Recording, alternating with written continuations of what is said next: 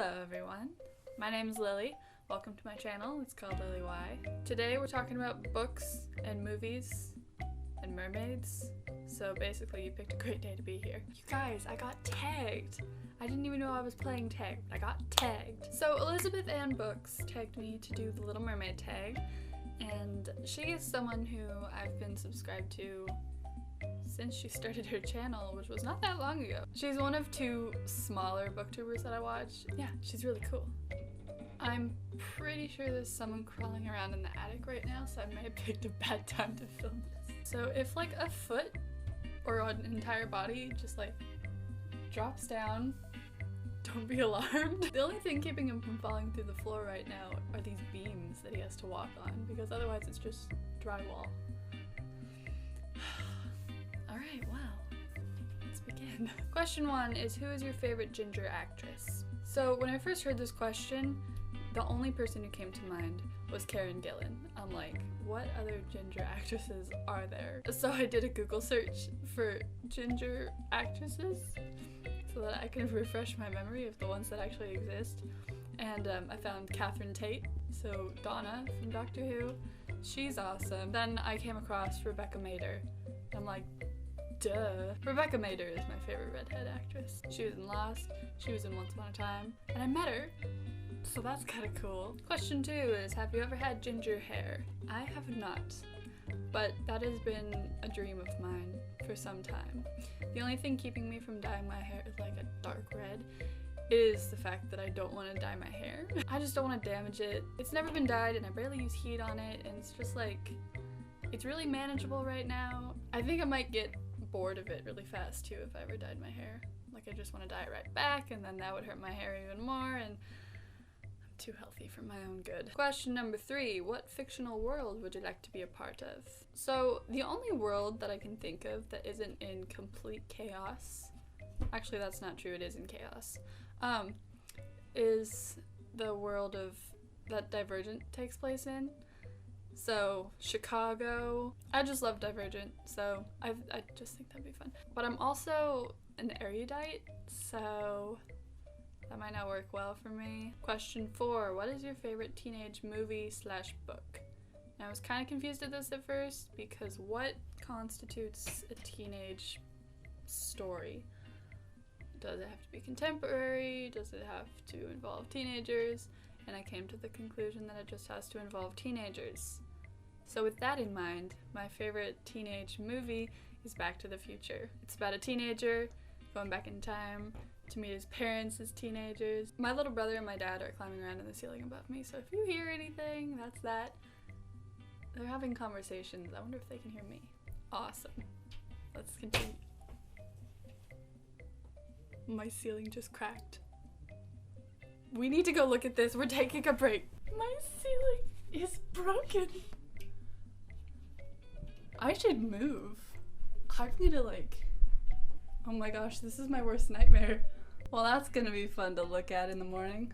This has turned into something much more serious than a book tag. I kind of want to evacuate, because I can just imagine one of them crashing down.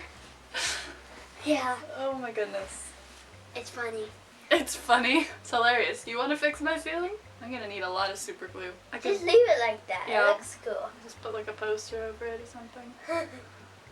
And then never turn, and then take the light bulb out so the poster doesn't burn. Yeah. Oh, but there's rats in the ceiling, so now the rats have an advantage, and they're gonna fall on my face when I'm sleeping. No. Okay. Well, things are still happening in the ceiling above me. My warning still stands. If someone falls through the ceiling, please don't be alarmed. Okay, so my dad and brother just came in here to look at the crack, because I went up into the attic and told them. I just kind of pushed it back up in the ceiling, and it's fine for now. And I have insulation all over my floors. And I stepped on some, so cool. Okay, so back to question 5. If you could be a mermaid, would you? Okay, so I'm gonna answer no, because nothing about being a mermaid appeals to me other than being able to breathe underwater. So if I could just breathe underwater, that'd be good, but I don't want anything else that comes with being a mermaid. Question 6, what is your favorite Little Mermaid sister's name?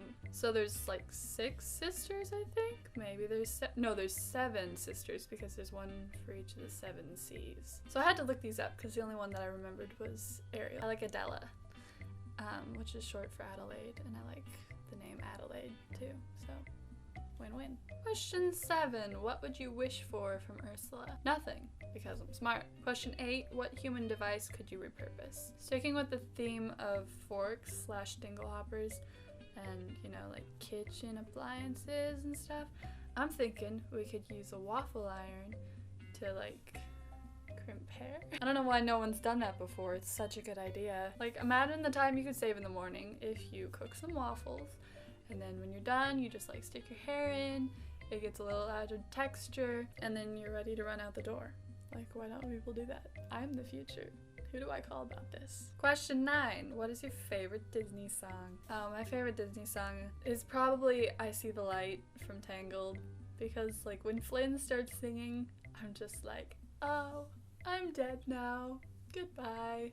It's been a good life. That was the grand finale of my life. Question 10 is, who is your favorite Disney couple? I was thinking about this and I was like, okay, we got like Anna and Kristoff and Eric and Ariel and Philip and Aurora and stuff. But then I was like, no, I know who my favorite Disney couple is. Anastasia and the Baker from Cinderella 2 Dreams Come True. That's the sequel to Cinderella. There are 3 Cinderella movies. There's the original Cinderella, and then there's Cinderella 2 Dreams Come True, and then there's Cinderella 3 A Twist in Time, and that one has time travel and stuff, so it kind of went in a weird direction. But Cinderella 2 is so cute because Anastasia and Cinderella kind of become closer friends, and Anastasia falls in love with a baker, and her mom disapproves and stuff like that, but it's really sweet, and I was rooting for them the whole time. Question 11 is, what is your favorite fish recipe? I never find myself cooking fish. I imagine though if I did,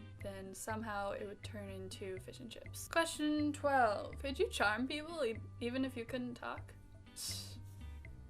Probably more so, because sometimes I talk too much and then I'm like, oh, wait a minute, I didn't need to say all that. Maybe I should just take that back. But then I can't, because that's not how life works. Question 13. What is your ideal kiss / proposal / date? Okay, I've never really thought about this before. Oh, actually, a couple weeks ago, I thought of like the perfect way to be proposed to. Now I can't remember what it is. So that's awesome. I like it when people put a lot of thought into things and do things for me because they know me really well. That doesn't answer any of the questions. Spontaneous?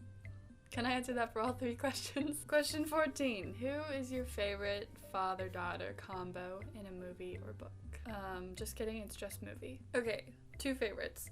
Luna and her dad in Harry Potter. I know his name, but it's unpronounceable, and I tried to go on YouTube and find, like, how to pronounce it, and then I came across this troll. I'm gonna link the video because it's just too funny, and he does that with so many other Harry Potter names. Like, he's trying to teach people how to pronounce them, but it's so incorrect. Anyways, Luna and her dad, and then Jean Valjean and Cosette from Les Mis. Question 15. Belle or Ariel, and then Sebastian or Lumlere. Belle and Lumlere. I find myself relating to Belle more in the sense that I'm human. I like to read books. My father is an inventor. And then I like Lumlere, especially because of the Beauty and the Beast Broadway production. Lumlere was the sassiest French guy. Question 16. Is the Little Mermaid feminist? Now, I find this to be kind of a random question because none of the other questions are discussing political or moral standpoints about the film, but here we are. I don't think it's a feminist movie. When I think feminist, I think girl power. And Ariel doesn't really scream girl power to me. She just screams normal girl. Question 17. Who should play Ariel in a live-action movie of The Little Mermaid? They don't have any of these, do they? So the first person that came to mind was Ariana Grande, just because she's like cute and small and her hair's can do red things. Then I remembered Joanna Garcia, Ariel in Once Upon a Time. She is so perfect and so like sweet, and her hair can do the thing. And then the last question, 18. Why do you love The Little Mermaid? The Little Mermaid's not my favorite Disney movie. Aladdin and Tangled are my favorite Disney movies. This question kind of prompted me to remember why I loved it, and I'll tell you why. The supporting characters, I don't really love the main characters, which seems to happen pretty frequently, but I love all the supporting characters like Flounder and Sebastian and the cook, Flotsam and Jetsam. I love the music. And 3 is just the nostalgia factor, because I watched it when I was little, and then I watched it again when I was slightly older. We made it, and no one fell through my ceiling, so yay. Good job, Dad. Well, that was quite something. Thanks for sticking around. Oh goodness, I have to tag people. I didn't think about this. So, Melissa, you've already been tagged. I know. You were tagged by Elizabeth too, but I'm tagging the Bookish Babbler, because maybe if we tag you twice, you'll feel twice as much compelled to do it. Right. And then I also want to tag Serena in a Nutshell, Bethany Akel, Human with a Vlog, Front Yard Farmer, Alina Nadine, who else do I know? If you want to do it, go for it. If you don't want to, don't feel like you have to. So again, Elizabeth, thank you for tagging me. This is the first time I've been tagged on YouTube, so I feel really special. Well, you'll see me next time. Oh, I have a Valentine's Day video coming up. It's gonna be good, so keep an eye out for that. Okay, thank you very much for watching. I'm Lily. I hope you did something. That's not what I meant to say. I hope this video did something for your lives. I'm gonna stop. I've been filming this for far too long, and the phone even says so. So here we are, signing off. Goodbye. Thank you. Yes.